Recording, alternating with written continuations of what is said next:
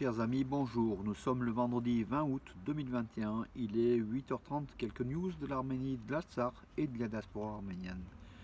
Tout d'abord, donc, je vous avais parlé hier de la publication donc, du Figaro Magazine. Regardez le titre sur... Oui, là on voit donc les Arméniens en fait, tout simplement. Donc le numéro qui est sorti ce matin et qui sera disponible aujourd'hui, demain et après-demain, donc tout le week-end. Donc à vos kiosques, c'est un numéro, je veux dire collector, il faut l'avoir, 10 pages sur l'Arménie et l'Artsakh. Regardez avec cette très très belle photo, donc voilà. Donc un poste donc près de Chouchi, donc ce sont des Arméniens qui défendent leur terre face à l'agression azérie.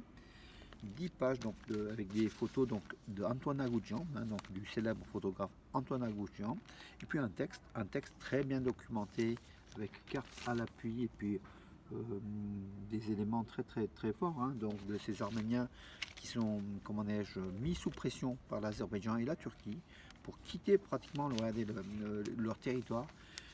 L'enterrement donc d'un soldat arménien dont on a trouvé donc 6 mois, 8 mois après sa mort, par des tests ADN. Donc voilà, donc c'est douloureux, c'est vraiment des photos poignantes. Aussi donc bien sûr les monastères, donc non c'était en Artsakh, donc des très très belles photos. Voilà, donc c'est du texte, voilà. Aussi regardez cette jeune fille qui a perdu aussi son frère.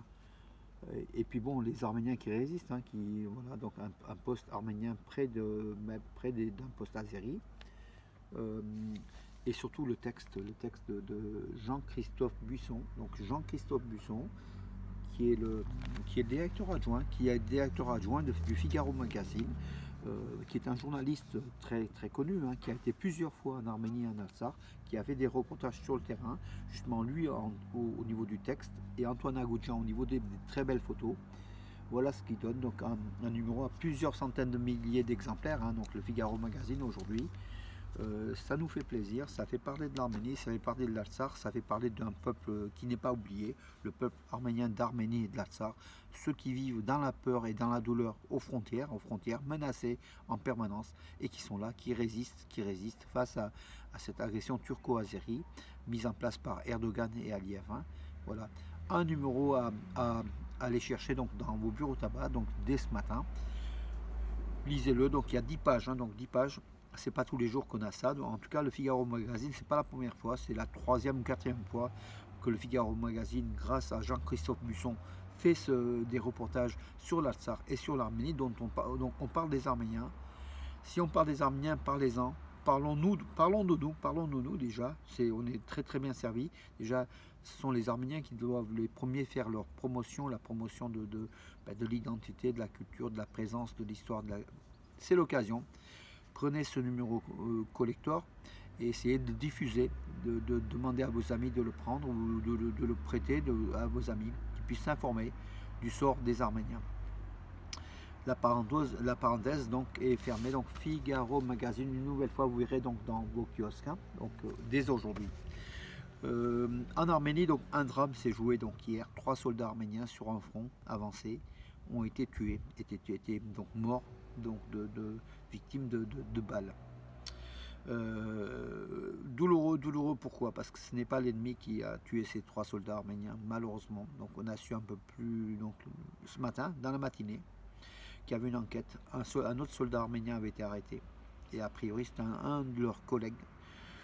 Le dossier est en train d'être instruit, mais il semblerait que la piste criminelle donc, d'une vengeance personnelle d'un autre soldat soit à la base de la mort de ces 3 soldats arméniens sur une base pas loin du front. C'est douloureux, donc on n'avait pas besoin de ça, mais bon, ce sont des choses qui peuvent arriver malheureusement, voilà. Maria Zakharova, donc la porte-parole du ministère des Affaires étrangères de Russie, a répondu à Aliyev qui avec une déclaration sur CNN turc, affirmait que la Russie armait l'Arménie et qu'elle ne devait pas le faire puisque l'Azerbaïdjan est un partenaire de la Russie. Enfin, quelque part, Aliyev s'immisçait dans le droit de la Russie d'armer l'Arménie. il s'inquiétait aussi parce que c'est vrai que ces derniers temps, à commencer par le ministre russe de la Défense, Shoigu, qui a affirmé qu'ils vont remoderniser et réarmer l'armée arménienne. Voilà, donc ça a été ressenti par Bakou comme une agression. Maria Zakharova, donc la porte-parole du ministère des Affaires étrangères de Russie, a dit que la Russie est souveraine et qu'elle a le droit de livrer les fournitures d'armes à l'Arménie, à l'Azerbaïdjan, surtout à l'Arménie parce que c'est un partenaire stratégique. Voilà, et qu'elle n'a pas de leçon. En fait, la Russie est aussi souveraine, l'Arménie est souveraine, donc ils peuvent se convenir d'une livraison d'armes. Voilà qui est plutôt une bonne chose. Si Aliyev s'énerve et fait des déclarations ainsi donc à la chaîne de télévision turque CNN, c'est qu'ils ont du souci aussi avec la Russie, donc qui change de camp, enfin qui change de camp, qui arme l'Arménie, qui arme l'Azerbaïdjan, qui arme un peu tout le monde. D'ailleurs, regardez ma caricature que vous connaissez. Donc Poutine et la Russie qui est, comment dirais-je, qui joue aux marionnettes au Caucase avec Aliyev et Pachinian. Donc c'est le jeu russe, donc d'équilibre. Peut-être la devise des tsars, divisé pour mieux régner, donc je sais pas, donc aujourd'hui en tout cas, l'Arménie a le vent en poupe par rapport à l'armement russe, et Aliyev s'inquiète. Des infos, donc il n'y en a pas beaucoup, tout simplement parce qu'hier j'étais fainéant, nous avons visité la Drôme provençale avec nos amis Ratchik, Rostov, et voilà, on était quelques-uns à visiter, et notamment l'exposition Catelin, qui est un peintre aux couleurs de la Drôme, dont on est fier, la Drôme vraiment, avec la lavande, la couleur de la lavande, de nos montagnes, de nos champs de blé. Nous sommes arméniens, mais nous sommes aussi drômois, nous sommes français d'origine arménienne, et on est fiers aussi de ce pays, de cette région, de cette belle France où partout toutes les régions sont belles. Mais la vallée du Rhône, cette Drôme provençale est particulièrement belle, qui touche au Luberon. Voilà, nous sommes aussi dans un cadre magnifique. On remercie tous les jours le Seigneur donc de nous donner vie et plaisir et joie, donc de partager ces terres d'amitié, ces terres de fraternité, et puis ces terres chaleureuses. Ne serait-ce que déjà avoir une couleur de lavande ou voir ces couleurs extraordinaires de la Drôme. Voilà, je ne vais pas faire l'agent pub de la Drôme, mais en tout cas, on est bien en Drôme provençale. À Valence, plus au sud, donc Montélimar, et encore plus au sud, donc on est très très très bien.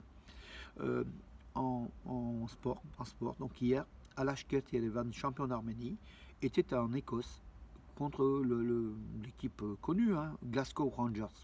Pour les playoffs, en fait, c'est les barrages de l'Europa League.